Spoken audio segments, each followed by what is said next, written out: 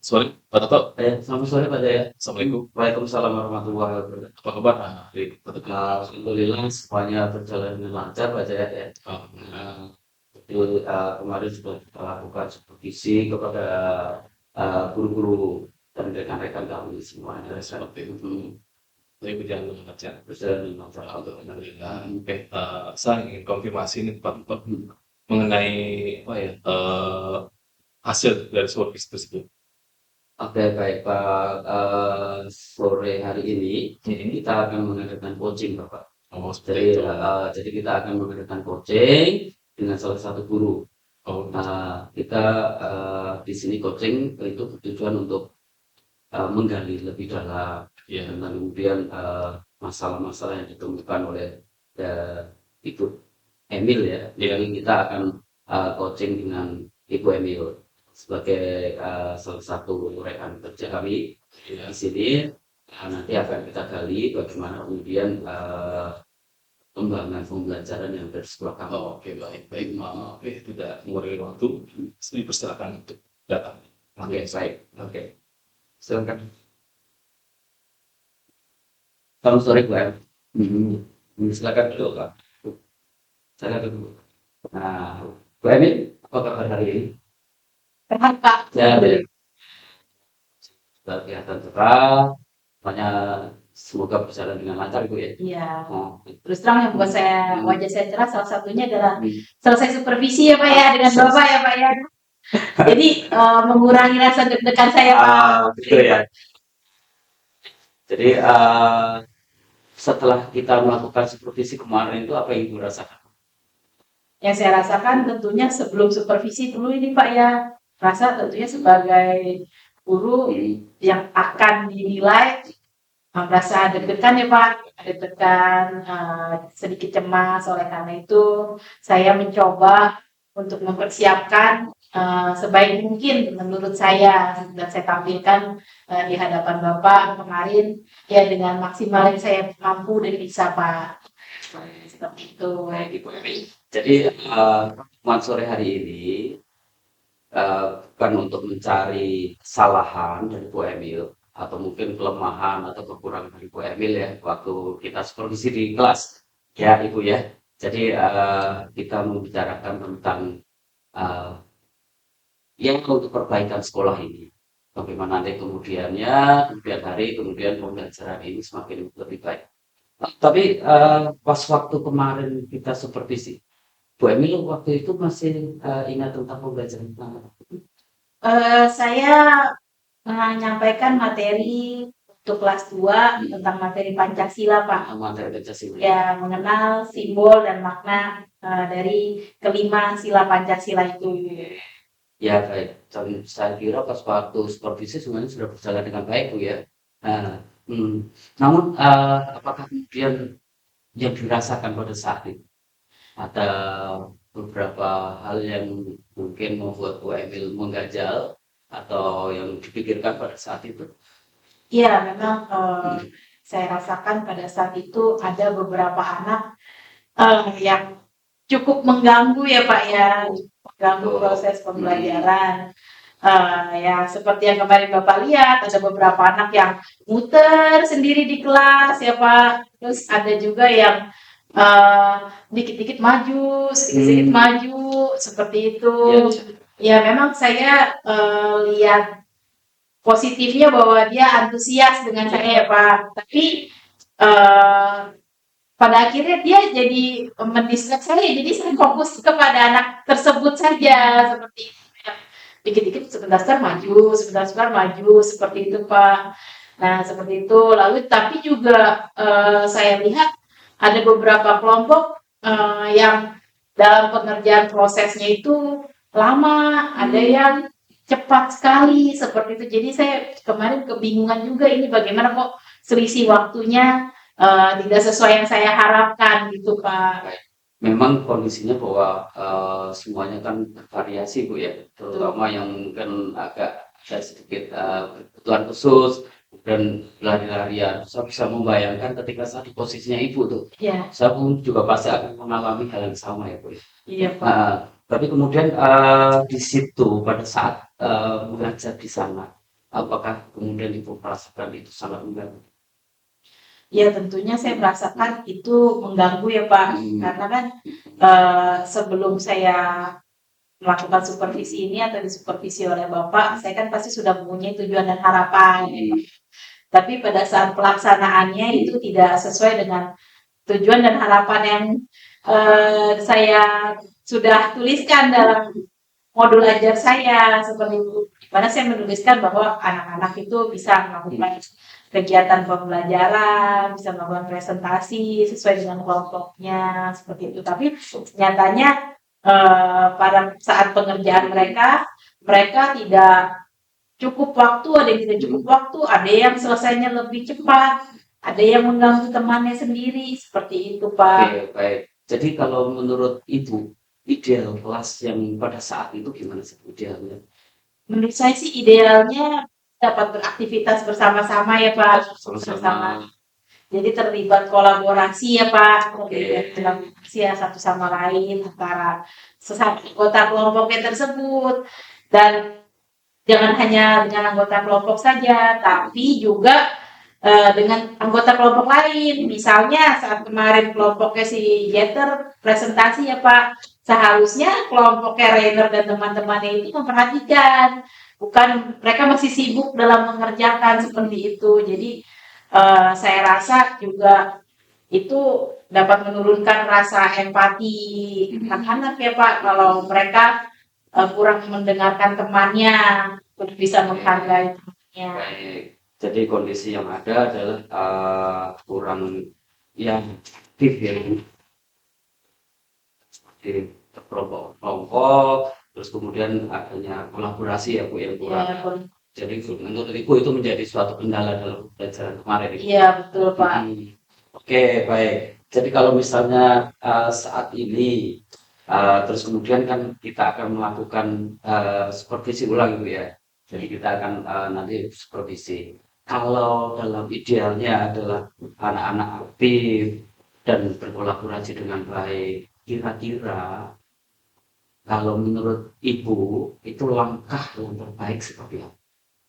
Langkah yang terbaik dari mungkin kemarin dari hasil refleksi saya sendiri ya Pak ya,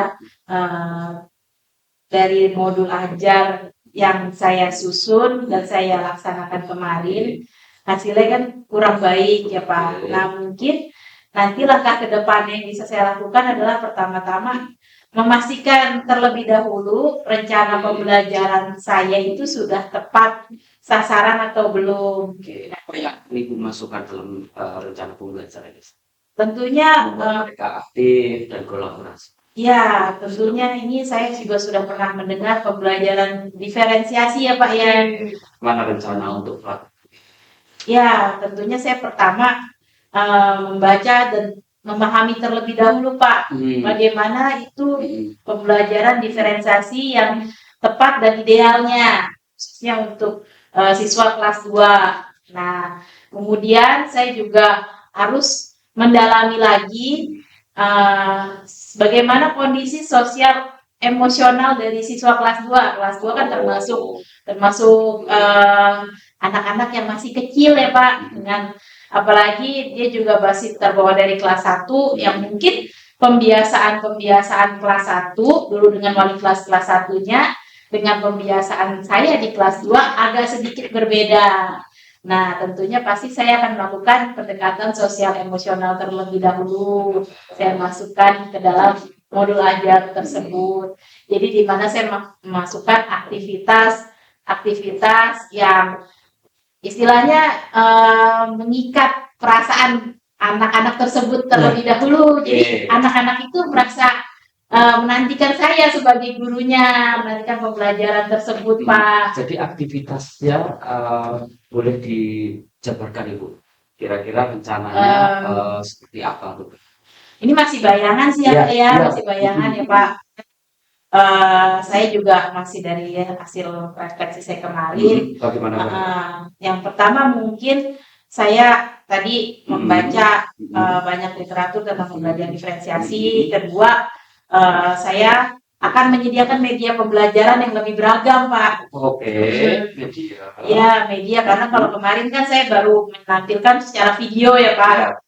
Nah, jadi saya itu kurang menyentuh anak-anak yang kinestetik. Yang kinestetik itu kan dimana kita tahu bahwa dia lebih banyak melakukan aktivitas ya, Pak. Mungkin saya bisa melakukan apa namanya puzzle seperti itu, atau mungkin saya juga bisa mengajak anak-anak untuk membuat poster sesuai dengan sila Pancasila tersebut, mewarnai gambarnya sesuai dengan karakteristik anak kelas 2. Ya, jadi intinya saya pasti akan mencoba untuk memperbanyak aktivitas yang interaktif untuk anak-anak seperti itu. Nah, mungkin juga kekurangan saya kemarin, saya kurang memperhatikan pembagian kelompoknya, Pak. Oke. Ya, pembagian kelompoknya. Jadi, anak-anaknya itu saya harus kelompokkan terlebih dahulu. Selain melihat dari jumlahnya, saya juga harus melihat karakteristiknya. Jangan anak yang suka ngobrol, saya gabungkan dengan anak-anak yang suka ngobrol juga. Itu harus lebih saya perhatikan ya, Pak. Bu Emil memiliki gambaran apa yang akan dilakukan dengan baik ya. Jadi di sini akan membuat media pembelajaran lebih menarik dengan puzzle, dengan poster, lalu kemudian akan meningkatkan interaksi antar siswanya, pembelajaran interaktif ya. Jadi di situ terus kemudian pembagian kelompok yang baik. Seperti itu ya, Ibu Iya, ya. betul, Pak. Baik. Dalam supervisi yang akan datang, kita adakan lagi nggak apa-apa ya? Tidak apa-apa, Pak. Untuk materi yang akan datang tentang apa ini? Nah, mungkin masih tentang Pancasila ya, Pak. Pancasila ya. Tapi saya tambahkan dengan unsur gotong royongnya, Pak. Karena kan Oke. gotong royong dan Pancasila Oh. sebagai bentuk penerapan sila. Nah, seperti itu. Boleh digambarkan, Ibu. Jadi untuk pertamanya media apa yang akan Ibu berikan atau misalnya bagaimana itu? Pertama, Seperti yang tadi disampaikan oleh Bu Emil ya. Jadi untuk poster dan sebagainya boleh digambarkan untuk langkah-langkahnya dalam pembelajaran itu Bu, untuk minggu depan dengan Pancasila dan gotong royong sebagai temanya. ya, jadi saya terlintas ide, Pak, bahwa saya tidak langsung menyampaikan materi bahwa anak-anak hari ini kita akan belajar ini. Oke, bagaimana? Itu. Nah, Hari ini. ya, jadi saya akan mencoba untuk mengajak anak-anak keluar kelas dulu, Pak. Oke. Keluar kelas ke lapangan, kita ajak anak-anak untuk real melakukan gotong royong, misalnya dengan melakukan operasi semut, Pak. Jadi setelah doa, ya, setelah doa pagi, pembiasaan pagi tuh, Pak. Nah, anak-anak naik ke kelas, taruh tasnya, lalu saya ajak mereka turun lagi. Nah, biasanya di lapangan itu kan bapak-bapak pegawai sudah standby untuk menyapu daun-daun kering. Nah, saya bisa meminta mereka untuk kolaborasi dengan anak-anak. Jadi anak-anak gotong royong untuk membantu bapak pegawai tersebut membersihkan lapangan. Nah, jadi mereka bisa belajar juga ya, Pak, nyapu, mungut sampah. Jadi mereka real melakukan tindakan gotong royong untuk sama-sama temanya menjaga kebersihan lingkungan sekolah. Nah, setelah mereka merasakan bagaimana tindakannya tersebut, baru kita kembali ke kelas lagi. Nah, di situ saya coba mengajak anak-anak untuk refleksi dari kegiatan apa tadi yang kita lakukan. Lalu mungkin juga saya menanyakan manfaatnya apa yang dirasakan. Nah, baru nanti saya masukkan ke materinya bahwa kita sedang belajar tentang gotong royong. Seperti itu, Pak. Jadi itu perencanaan Ibu Emi itu sangat bagus sekali. Iya, Pak. Ada satu yang lupa nanti itu. Apa tuh, Pak? Ya, semua rencana itu akan dituangkan. Oh iya, di modul ajar ya. Ayo, Pak. Dan nanti akan ada di modul ajar itu ya. Jadi semuanya saya kira sudah menarik sekali Bu. Saya akan sangat senang sekali besok coba kami masuk kembali ke kelas Ibu, coba akan kami lihat Ibu. Iya. Semuanya, kemudian semuanya terangkum dengan baik. terus kemudian kita akan melakukan saya akan datang ke kelas ibu lagi ya, nggak apa-apa ya? Boleh Pak, saya justru senang ya Pak, apa namanya saya dapat merefleksikan bersama, saya juga Kita akan lihat betul, mungkin nanti iya, kita sama-sama untuk membahas kembali Bu ya. betul Pak. Oke, baik. Saya kira semuanya sudah cukup Ibu ya. Jadi Ibu sudah membuat rancangannya, dan kemudian ya dilakukan.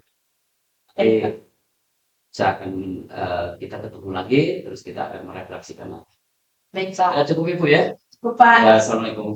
Selamat sore Ibu. selamat sore. Ya, cukup. Itu Pak saya. Jadi untuk sesi hari ini itu ada coaching kita. Oke, saya lihat dari tadi sudah memperhatikan beberapa diskusi yang Ibu Bapak telah berikan sudah bagus, berjalan dengan sesuai dengan semestinya. Mungkin ada beberapa refleksi dari Bu Emil, bagaimana perasaan Ibu mengenai beberapa coaching yang dilakukan oleh Pak Toto. Tentunya saya merasa terbantu dengan tindakan ini ya Pak ya.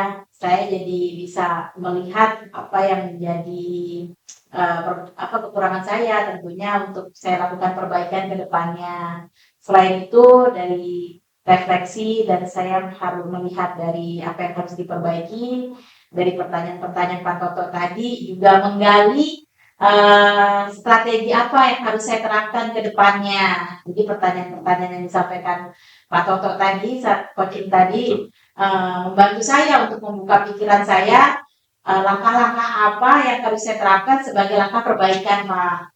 Ya. Seperti itu ya, saya perhatikan juga sudah menemukan hal tersebut, sudah sangat baik. Mungkin nanti setelah kita di sini mungkin ada supervisi kembali ya, Bapak ya. Mungkin sudah baik, sudah dilaksanakan saja ya, Bu ya. Untuk Pak Toto, bagaimana perasaan Bapak mengenai coaching ini terhadap Coaching. Bu Emil? Baik. Jadi untuk saya sebagai coach itu saya coba untuk menggali, dan di sini potensi dari Bu Emil itu terlihat.